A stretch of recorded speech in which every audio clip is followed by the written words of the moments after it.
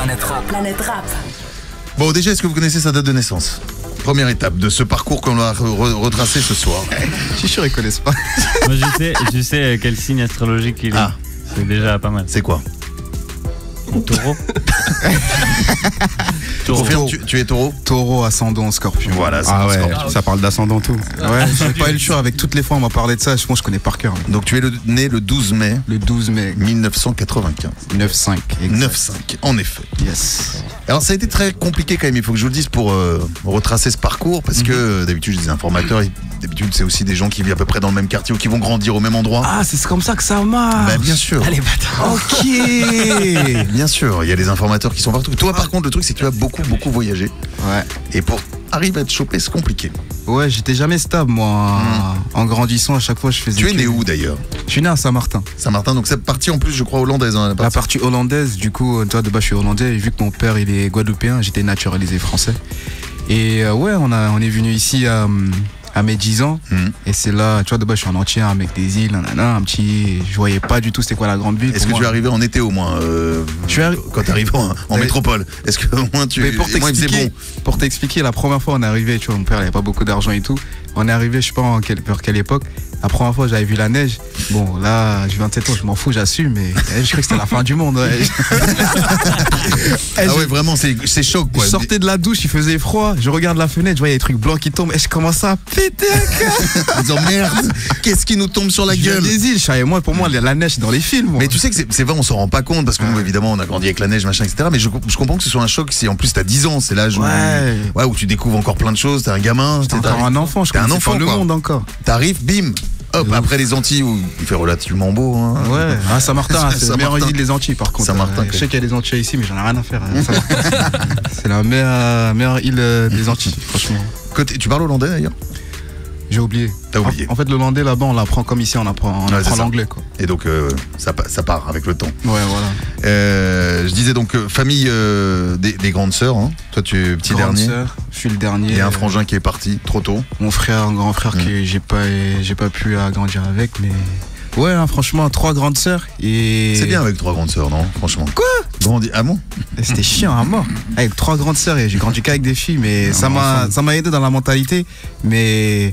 C'est chiant de grandir avec des femmes.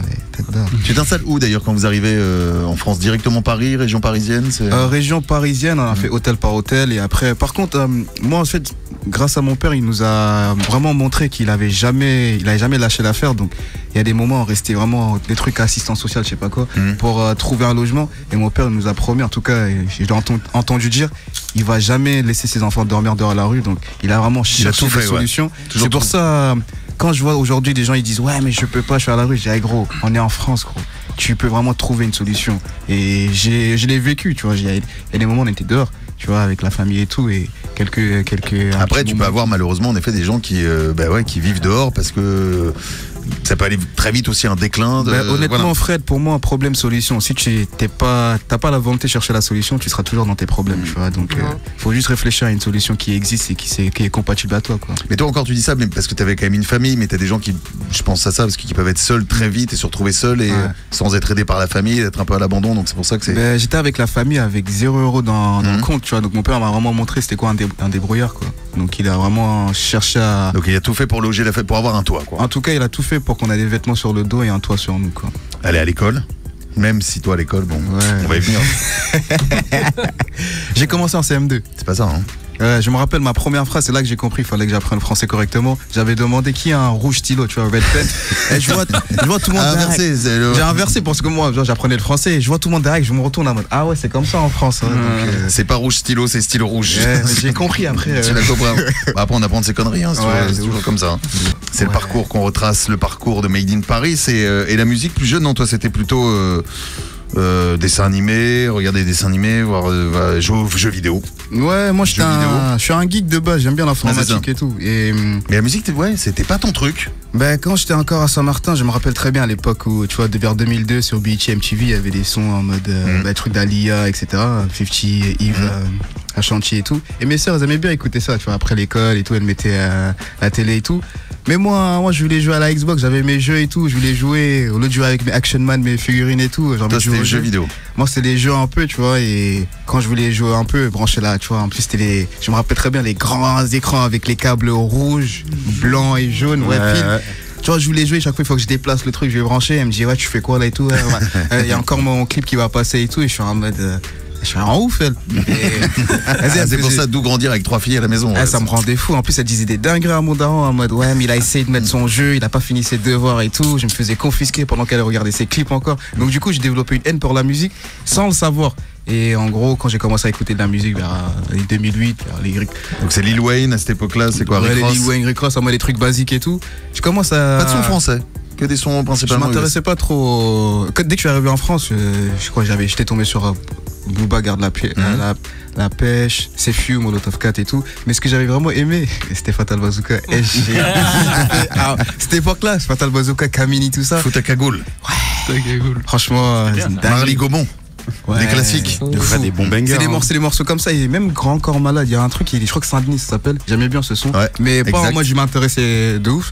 Et ah bah après c'est quand même un peu le grand écart entre Fatal Bazooka et Grand Corps Malade. Et Grand Corps Malade, c'est deux styles, deux ambiances, mais bon. Mais depuis que je suis petit, en fait, dès que c'est bizarre et tout, j'aime bien. C'est un peu comme Method Man. Il avait fait dans un interview, lui, dès que c'est un peu normal, je sais pas, ça l'énerve. Et dès que c'est un peu bizarre, en mode que les gens ils vont pas aimer, en mode lui il va avoir un autre aspect du truc. Et je sais pas, moi j'ai grandi dans ça. Dès que je vois des trucs basiques que tout le monde aime, c'est cool. Mais dès que je vois un truc, pas forcément que t'aimes pas, mais ah ouais, c'est chelou ça. Je me dis, si c'est chelou, c'est une raison.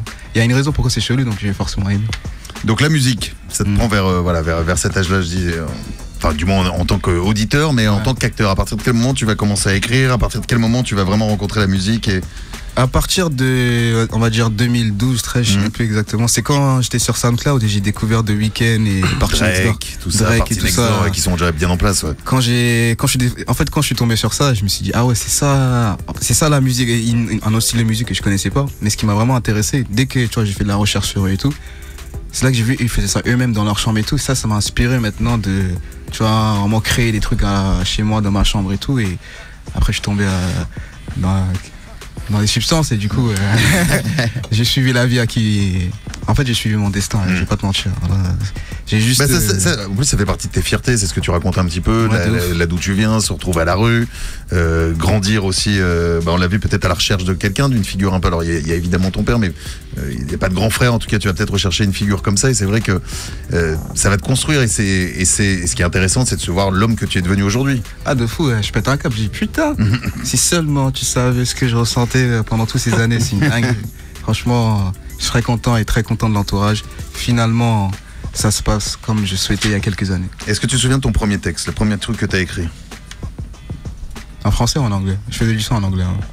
Peu importe de quoi ça parlait, même en anglais, tu racontais quoi? La vérité, je me rappelle pas. Tu veux pas t'en rappeler? Ouais, je pense. Et pourtant, nous avons ce morceau, écoute. Oh. Non, c'est une connerie. J'ai eu peur là. Tout le monde était attentif. Quelle est la dinguerie qui va nous balancer? Ouais, je me suis dit ah ouais, c'est chaud là.